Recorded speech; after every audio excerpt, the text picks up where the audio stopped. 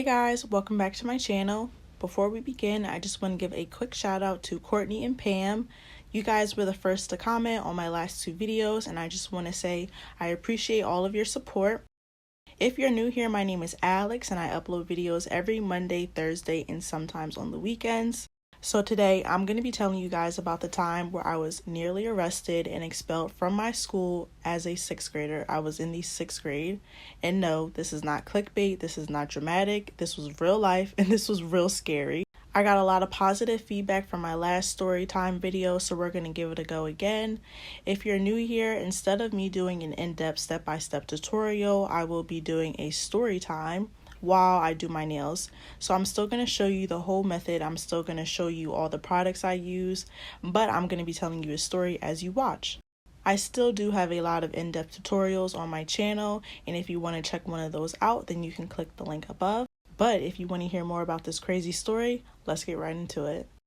So I was in the 6th grade at the time, and there was a new girl that came to our school. We'll call this new girl Jess. Jess was on the bigger side, and y'all know how mean kids are. Kids are so mean for no reason, but kids made fun of her because of the fact that she was on the bigger side.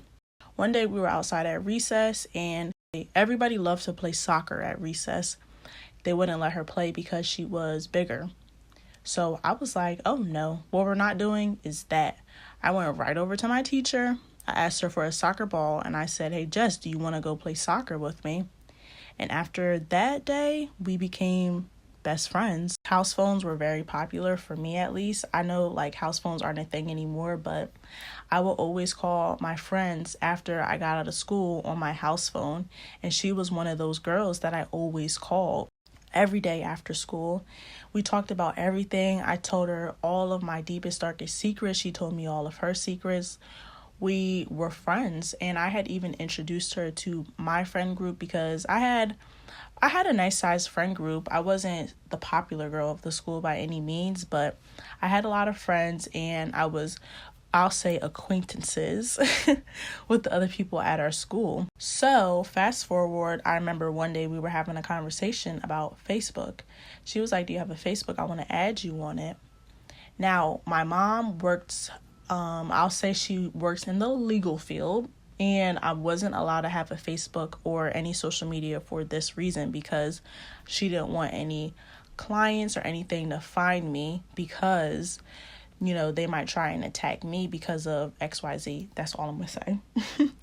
So because of that, I wasn't allowed to have a Facebook. I was like, girl, no, I ain't allowed to have no Facebook. My mama won't let me have one. I wish I could have one though. And that was the end of that conversation. I go back to school. Probably like a few days later, people start acting weird towards me. And this was happening for a number of days, probably like 3 days.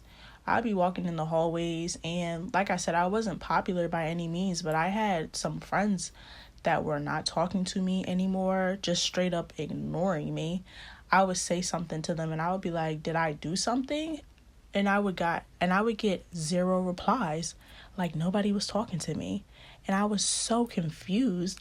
I remember being like, do I stink? Do I need to take more showers? Do I need to brush my teeth or something? Because let me tell you, I was dirty when I was in the 6th grade. I was not brushing my teeth every morning like I should have. Anyway, I'm getting off topic.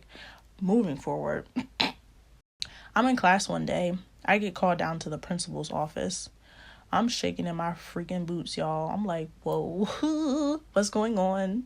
I don't get called down to the principal's office. Alexandra Dixon does not get in trouble. Why am I being called down here, sir?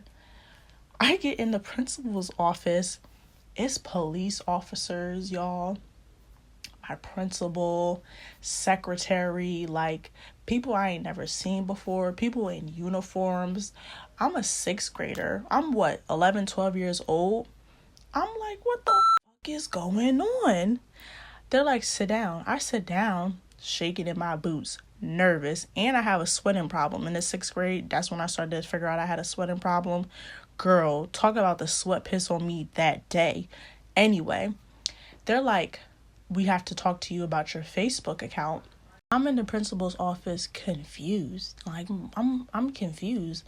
I'm like, sir, what are you talking about? I don't have no goddamn Facebook. I'm sitting there like, my mama told me I can't have no Facebook. I don't have a Facebook. I never had one, ever. Whole tone of the room changed. I could feel the energy changed because everybody was then confused.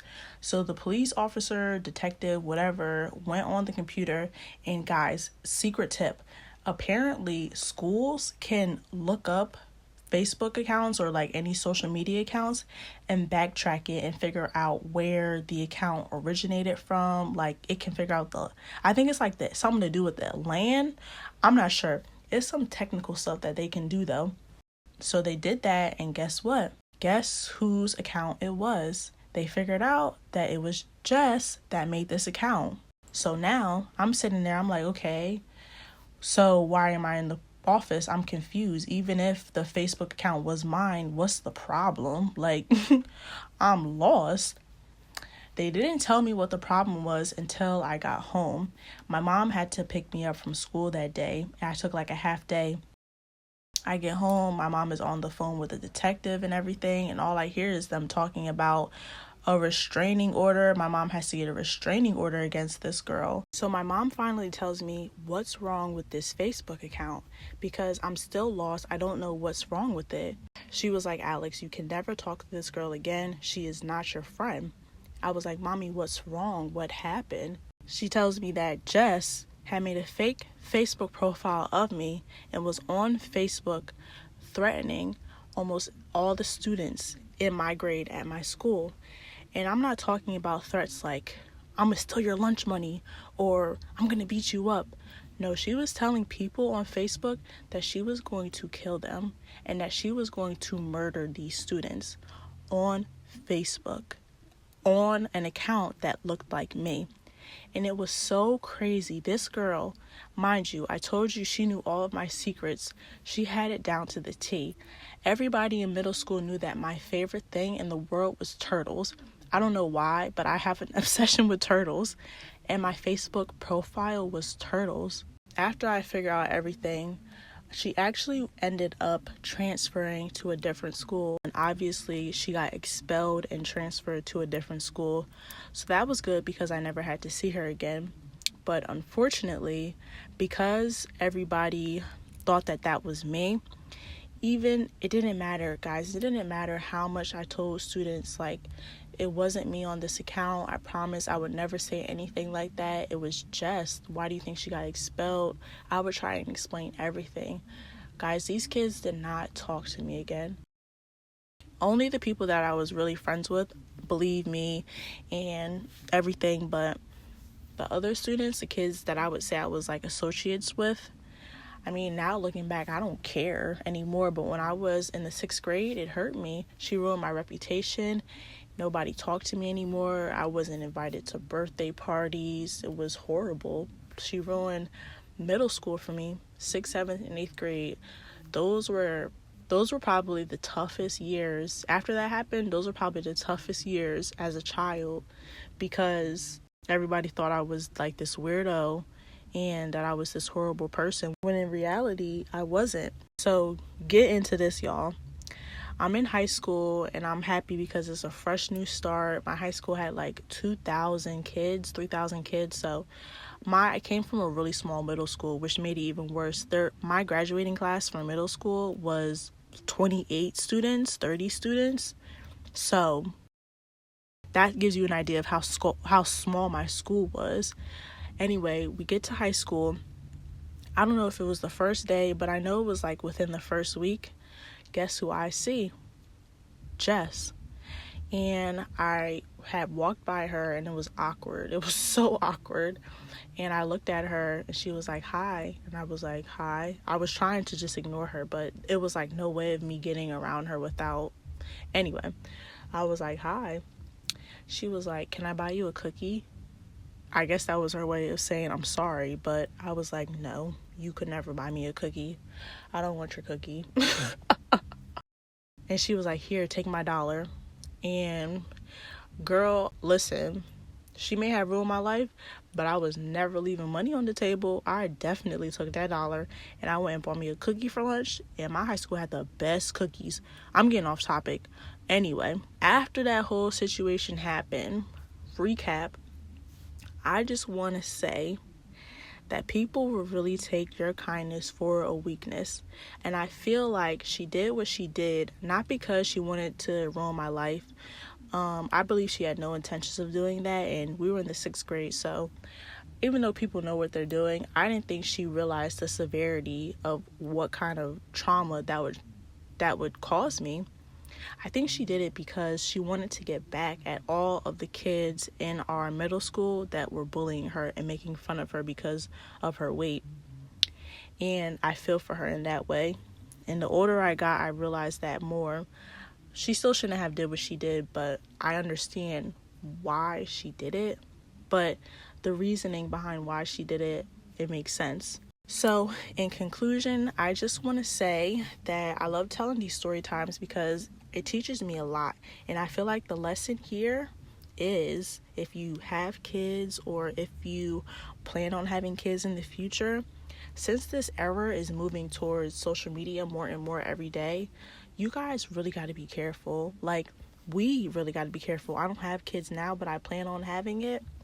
And girl, you got to monitor their social media accounts, because the stuff that is being said online, be 13 years old behind the camera leaving the nastiest comments to other people's YouTube accounts.